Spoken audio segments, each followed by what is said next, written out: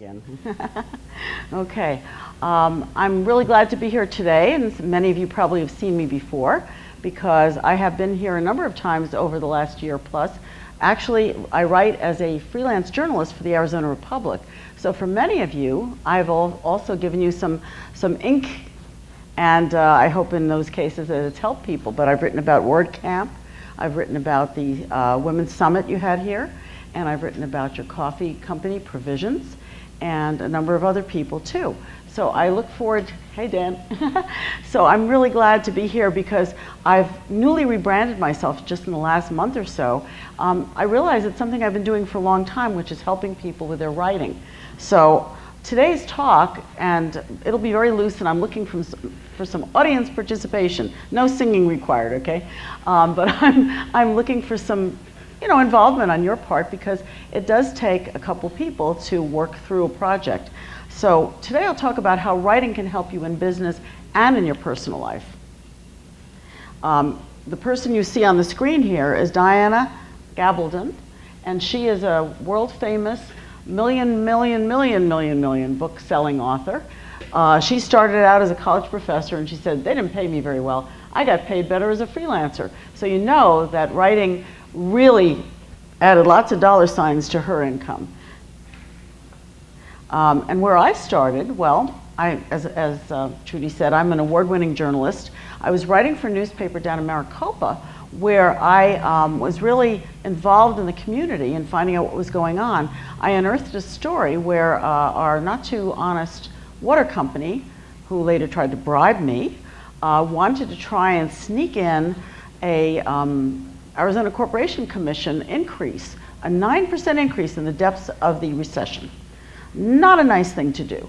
And they were trying to get me not to put it in the paper so that they could get through the hearings before the public became aware of it. Well, I'm an honest person, and I was not going to be bribed, and I certainly wasn't going to withhold information the community needed to know. So with the story that started out as one story, just apprising them of what was going on, I wound up then having such an outpour of information, I wound up writing a 4-part series, and that series mobilized the community. I would say probably is responsible for the mayor being mayor of our city now, because he organized everybody and he was so good at it that people saw him as a leader. So not only did we help put somebody in office because of their effort and the skill and talent they showed, but we also managed, because of the hue and cry, we sent busloads to the Arizona Corporation Commission hearing. We had so many people involved that they actually came down and did the hearing in Maricopa too. And we had 50 people who spoke. They said they were very impressed. And the outcome was, instead of just rubber stamping what the utility wanted, they lost $5 million a year for 5 years from what they would have gotten if we had just rolled over and just not said anything. So community activism does work, and the icing on the cake for me was that my editor put the 4-part series into the state journalism contest, and I won. And I was so thrilled. Thank you, Trudy, thank you. But I felt really thrilled that I was able to do something to help the community. That's what made it feel great. So that's one of the things I did. I've also been a marketing consultant for not-for-profits and other organizations and corporations in Washington, D.C., and Virginia, and a number of other places. I run a shopping mall, so I'm very involved with businesses. I really care about businesses succeeding. And because I was spending so much time at my desk and not getting a lot of exercise writing all those stories, that's where my first book came from. Hiking for the Couch Potato, a guide for the exercise challenged. Kind of an oxymoron. Well, I did become a hiking person. I actually like hiking. I've worn out, I think, 3 pairs of hiking boots, so it shows I really have done it. And my book, while not a bestseller, has gotten a lot of chuckles, and because of it, someone begged me to write a children's book as well, because they said children are even less active these days, and we need to motivate them, so I wrote that as well. Now, I'm here today to talk about what we can do for you.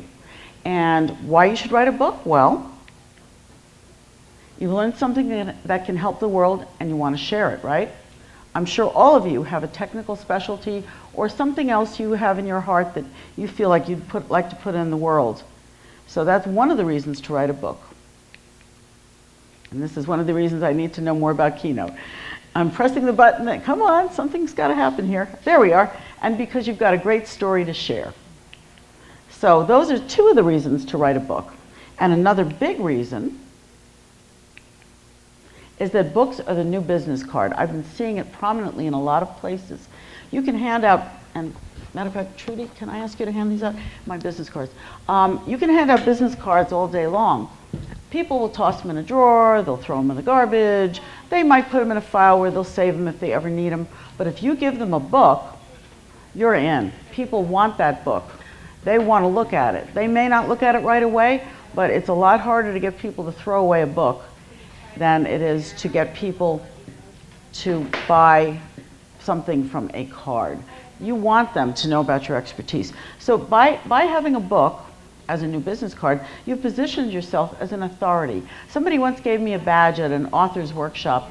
They said authority, the word author and then IT. So authors are authorities. So position yourself as an authority. And as I said, books are memorable. So you want to be able to write something that bears on things you know about. And if you're not comfortable with writing, I'm there to help you with that. One of the things early on in my career, well, actually, I'll tell you a more recent story. Last year, I was doing that dreaded procedure that doctors want you to do after a while, called a colonoscopy. Not a lot of fun. But there I was in the holding room with an IV in my arm, and this young woman pops in with a clipboard. And she's being very official. She says, I need your name and your address and all sorts of things. And she couldn't get my name spelled right. So even though I was getting a little groggy from the sedative, I whipped out my card. And on my card, it showed I was an author. And she said, oh, she said it so wistfully, I felt bad for her. She said, I wish I could write. I am so bad. I'm taking nursing courses and I have to do papers regularly. And those papers just are pains. They're awful. It's so hard for me to write. So even though I was groggy, I remember telling her, well, vary your sentence lengths. If you put a short, punchy sentence every so often, here's a tip, a short, punchy sentence every so often, it will make your writing more interesting instead of all long sentences that go on and on. Now, I don't honestly remember the second tip I gave her. I know I gave her a second tip, but by then I was probably pretty out of it. So the next day after the procedure, the young woman called me back. And she was, how are you? Are you feeling any after effects of your sedative and your procedure? You're fine, great. And she said, on a personal note, I just want to tell you that because you gave me those writing tips last night when I was writing, I felt like I had Shelley on my shoulder giving me tips. And I know I said more than one because she said tips, plural. So I'm glad. I don't know what the other one is. It will remain a mystery, I guess, because I don't know her name. But I see myself as kind of Shelley on my shoulder, helping people with their writing project. I can be a very kind and persistent nagger, getting you to meet a deadline, helping you work on certain strategies. I've been working with somebody recently who has a real mental hurdle. Most of the people in her family, it sounds like, are English professors. They ridicule her writing. That's a tough thing to deal with. And she feels very upset. Well, I was reading some of her work and editing it, and I said, you know, you gave me some things a few weeks ago. These are fabulous. You're doing a great job. I had almost nothing to critique about it. There were a few places where your sentences were run-ons and you really needed to break them up so it would be more interesting. But otherwise, you're doing a great job. And she was thrilled. She says, I have so much more confidence now. I'm so happy.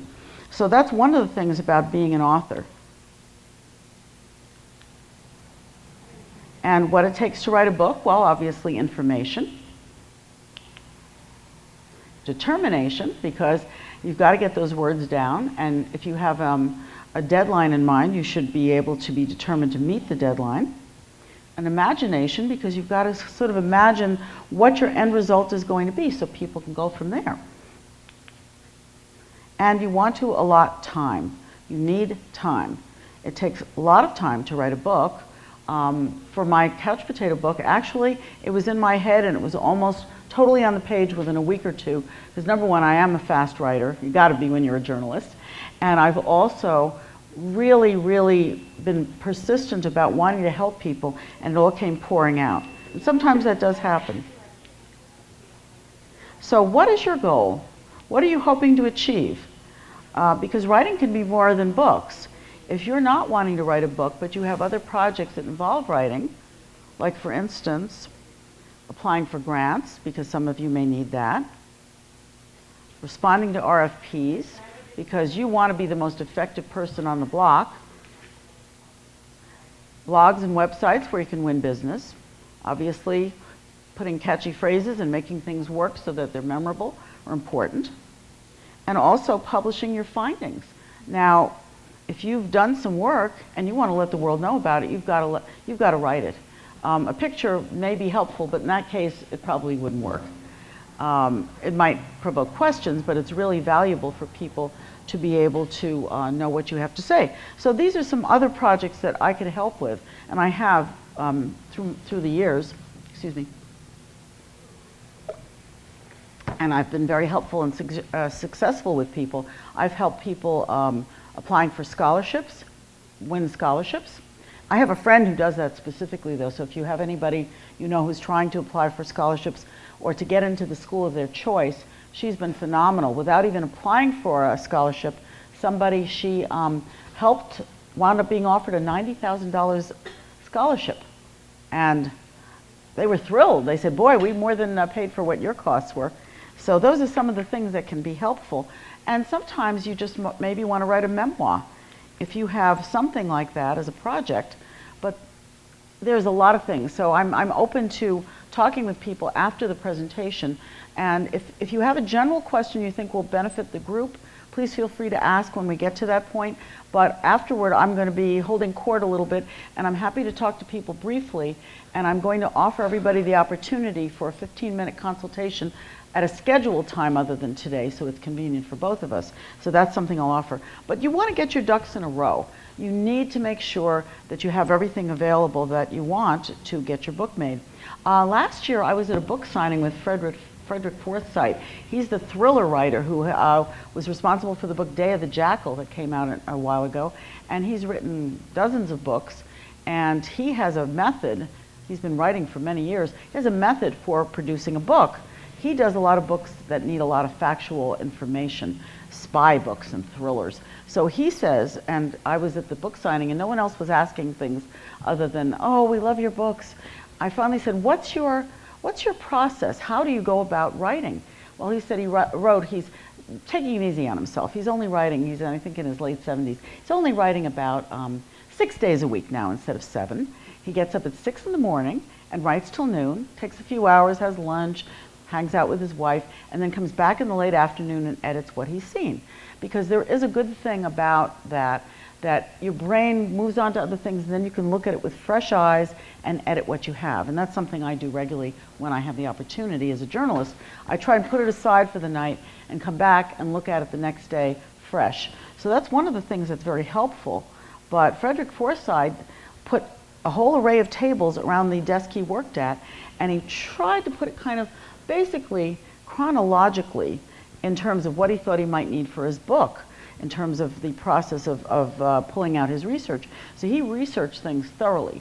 Some people say, oh, I need to find out, like I was writing a book about the 1980s, a fictional book, and I said, you know, I want them to have a luxury kitchen. What would be a stove that would have been available in that time? So bless the research on the internet, I looked up the kind I thought was available, and sure enough it was. And it had just come out that year, so talk about timing, right?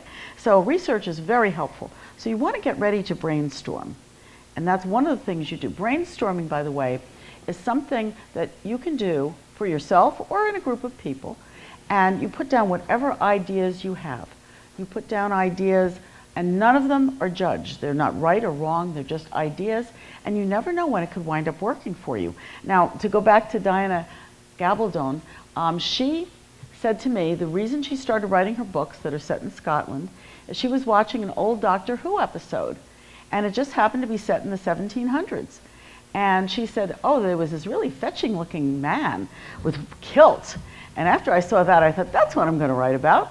You know, nice legs, good handsome guys wearing kilts, and that became the basis. And she tells that story repeatedly, but I think it's a funny start to her whole career. She's written 14 books now, and they all are set in different places at times. Like the one I'm reading right now is set in the Caribbean. they wound up in the Caribbean, and now they're going to be washed ashore. I peeked at the end. They're going to be washed ashore to South Carolina on a shipwreck. So it's fun to be able to figure out where you're going to go. So when you brainstorm, you never know. Diana told me that she said, I may have an idea, but it doesn't fit right in, so I put it at the bottom of the file, and it keeps moving down to the bottom, but sometimes later on it works. And she also does not write linearly. And I found I'm not really a linear writer either. I may have an idea for something, but it really becomes a chapter near the end, or I move it around and use it somewhere else. So don't feel that you have to start with chapter 1, 2, 3, 4, 5, 6, 7. The only time it really would probably be very helpful is if you're dealing with a technical process and you have to do it chronologically. But otherwise, feel free to move around. Don't hold yourself to a rigid schedule, but just sit down and start writing. Now, initially, you probably, you want this to work, yeah? Come on.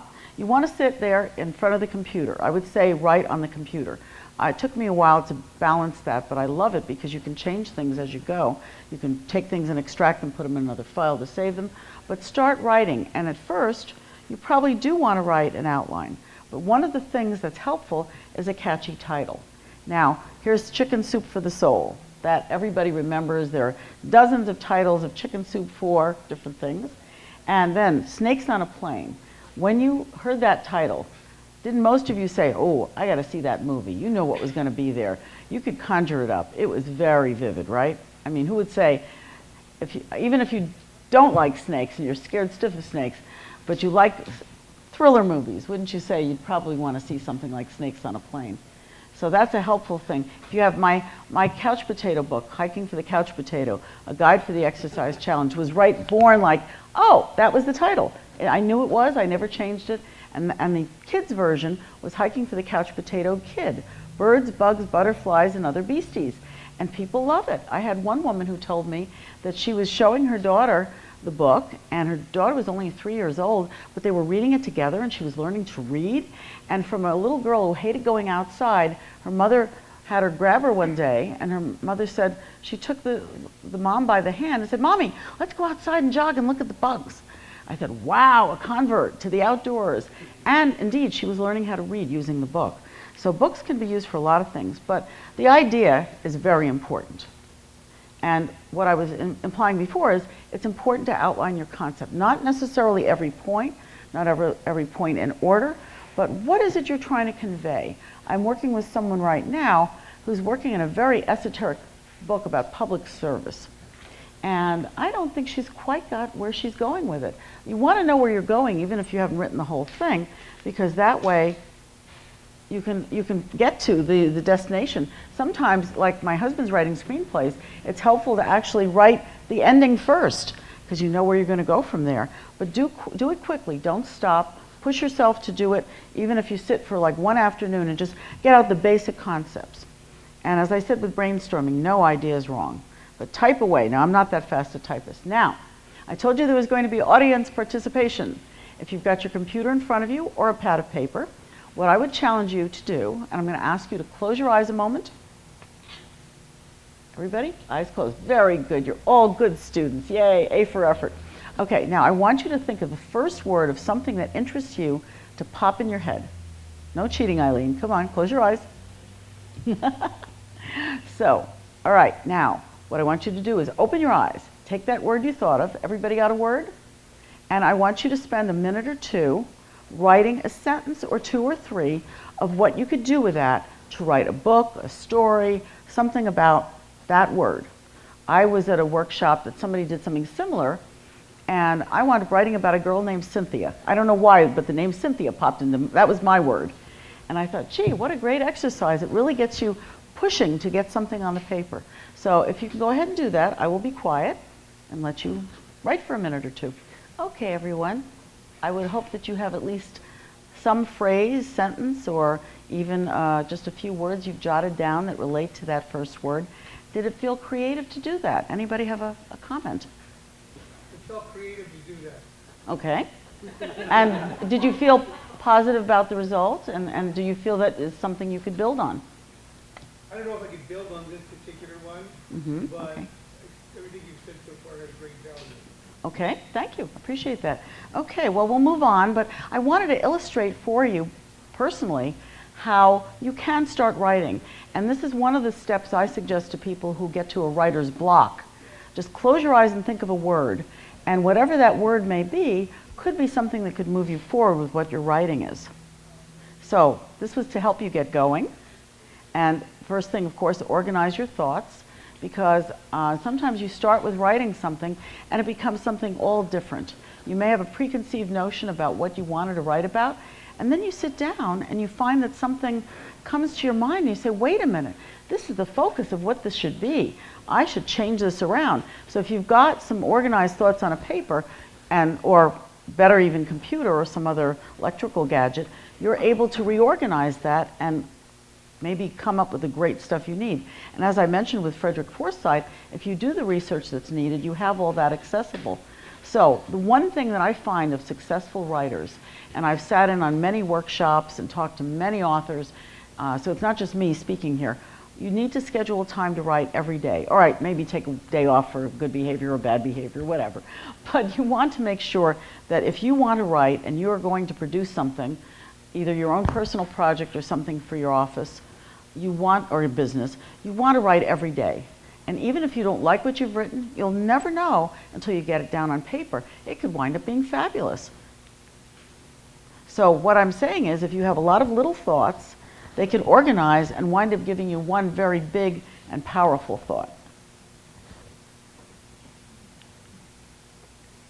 So what I suggest, and this is something I help people with, is start with an action plan.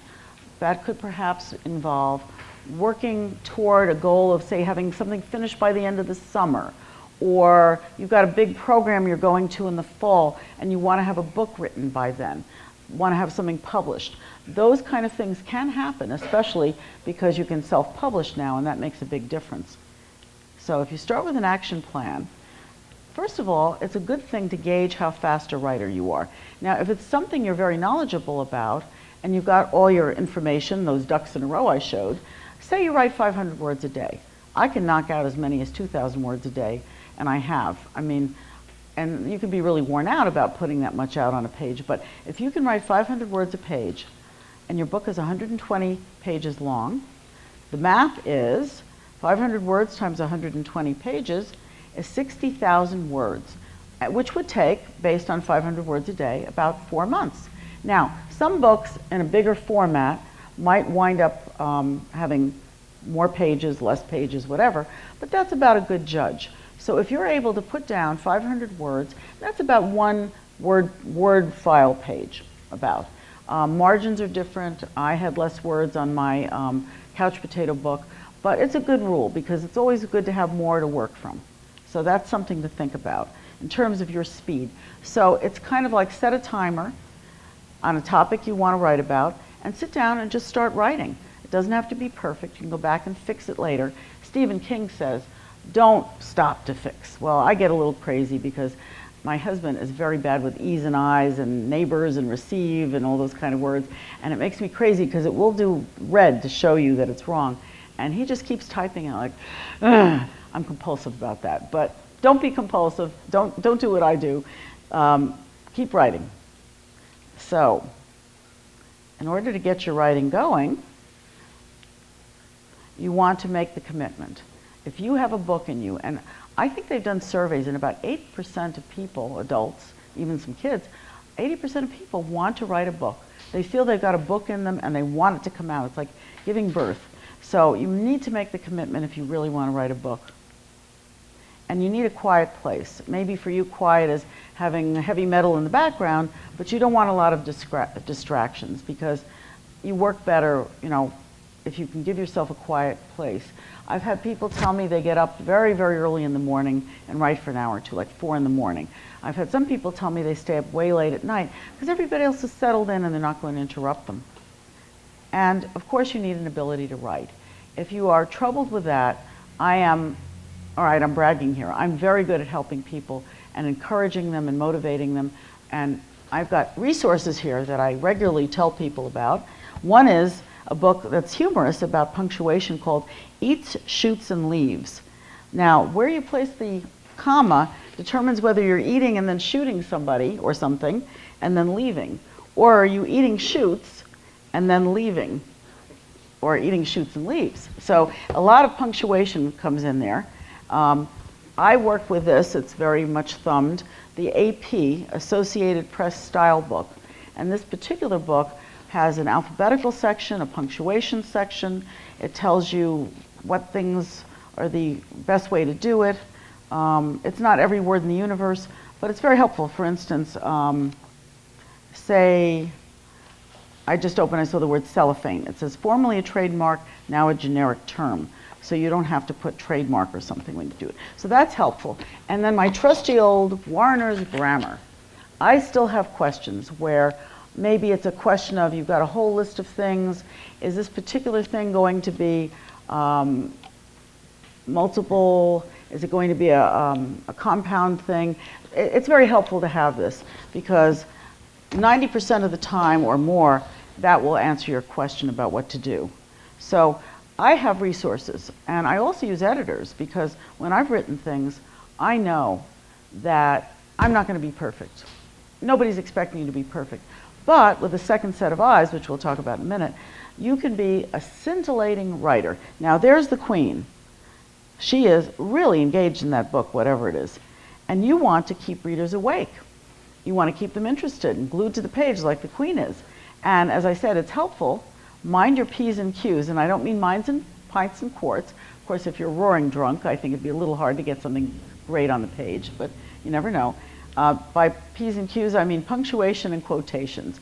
One cue that many, many people do wrong. You want to put your period or your other punctuation inside the quotes at the end of the sentence or inside the parentheses. Inside. People put it outside. That's wrong. Okay? My editor sent out a generalized thing to all the writers saying, don't do this. Now, I know I'm not guilty of it, so I didn't feel bad, but a lot of people do that. Okay, so now you got at least one hint, the gentleman over there, that I find needs to be correct. Now, why isn't this going? Okay. And I'm great at words, but technology is not my best thing, so you guys, why isn't this advancing? I don't know. Oh, there we are. Okay. So you want to make what you write memorable. And if you, sometimes I wake up with the start of a story in my head, like the first sentence, it's so punchy and it's wonderful. I get up quickly and write it. My husband will say, what are you doing? It's 4 o'clock in the morning. I just came up with this great way to start my story. Well, use a fascinating description, include vivid vocabulary. My husband and I were working on a screenplay and hope to be in a theater near you and or maybe online or streaming in about a year or so. But it's about an alien sleep lab. And you write an action line. And most of the time they're just bare and very blah. Well, we decided we should spiffy it up and have things a little more interesting. So we started using more interesting vocabulary. And what I would suggest to you is have a Roget thesaurus. I know computers give you a thesaurus. They're not good enough. They don't give you enough examples. They don't give you enough ideas. And if you do an exercise that you find, do a search for a word you see you're doing a lot and see how many times it pulls up when you go to edit. If you've used that word, I know one fellow told me he did this, he found 87 uses of the word in an essay he'd written, the same word. That is boring. You don't want to be boring. So then if you can find synonyms for those words and replace most of them, you'll find you have a more interesting piece. So use vivid vocabulary, find new things, and as I mentioned earlier on, it's important to have complex sentences. Complex sentences, but vary them with short, punchy sentences, so it'll keep people interested and excited. Now, one thing about writing, it means stretching, and that's what looking up synonyms, trying to find new ways to write things in sentences, all of those things are stretching your brain. So writing is an exercise, and I'm showing somebody who is exercising. You want to have more ways. And also they say the more you write and you're active, the less likely you are to get Alzheimer's later on. So it's a good thing to, even if you never publish a book that you're writing and you just hold it for yourself or show it to your family and you make a memoir, it's something that requires some effort. Now, one of the things about writing you'll hear people talk about all the time are roadblocks. And this is a natural roadblock that you're seeing on the screen. It's in Hawaii, and it was where there was a lava flow that actually went across the road, and that was it. You couldn't go any further unless you started clambering over the somewhat warm rocks, because they're all black and they attract the sun, and it is hot. So you want to get past those roadblocks. So how many of you have thought about being an author? Okay, okay. So with that many people, what would it look like if you were an author? How do you see yourself succeeding? Anybody want to share? It's okay if you don't want to. I won't put anybody on the spot. But how many of you think you need some help to get there? Okay. Well, you're looking at the person. As I said, I don't like to brag, but that's where coaching comes in. And getting a second set of eyes. As I mentioned about the young woman who's writing a book with about 4 family professors of English in the family, and she is stunned and very intimidated by them. And I was reading her writing after I gave her a few pointers, and she was writing great. I mean, I was really excited. I said, oh, this is great. It's flowing well, and I can't wait to read the next sentence and the next paragraph. And I told her that, and she said, thank you so much. This is so great. I have so much more confidence now. So getting a second set of eyes makes a difference. Having somebody motivate you and keep you on target for your deadline or past wherever you got stuck. And a coach also helps pacing and perspective and smooths the way. I know I've worked with a number of people, and one of my most poignant stories about how writing can help you in business, and this one just breaks my heart when I think about the poor person. I was teaching a course for a community college for the people who don't write well, the ones that can't even get into the first level of English that's required. And I had about 16 students, and over the course of those 16 weeks, I had one woman who sat very quietly. She was very timid, and her posture was very down. I just felt sad for her. She was the quietest person in the class, but she worked very, very hard during the course, and she went from an F student who put words on the page that seemed to have no connection to each other. Sentences weren't even a question. She couldn't write a sentence. She was just very, very poor at writing, and she worked very hard, following all my tips. Once in a while, she would timidly raise her hand and ask a question, and I would answer the question. By the end of the course, I was so proud of her. She wrote a story that was so beautifully written that I read it to the class, and I didn't tell her I was going to read it. And she started crying, and she was so emotional. And this was the last class, and I said, I just want to say that this is an example of someone who's made real progress and can write well now. And she went from an F student to an A student. So at the end of the class, she walked out with me. And she said, thank you. I'm so grateful. I want to take you to lunch or dinner. And I said, no, it's not necessary. This is my job. I mean, my job was to help you write better. I'm glad I succeeded. She said, no, you don't understand. You changed my life. I said, really? I get goosebumps just thinking about it. I said, what did I do? She said, I was in a job where I was about to be promoted to a supervisor, and I was going to have to write reviews of my employees. And I couldn't write. You know I couldn't write. And I said, oh. And she said, I was so upset that instead of taking the promotion or turning down the promotion, I quit the company and left. She was so intimidated. I mean, this is a true story. I won't say her name, that would embarrass her. But I was so stunned, and she says, now I feel confident. I could see, just looking at her, her posture was more erect, she looked confident, and that's what writing well can do for you. So if you want some help with that, I love doing that. I felt like, wow, how many people can say you've changed somebody's life? I know I've done that a number of times, but that was the most bold statement of it anybody's ever given me. So that's one of the things that you can do when you have help and when you put your mind to it.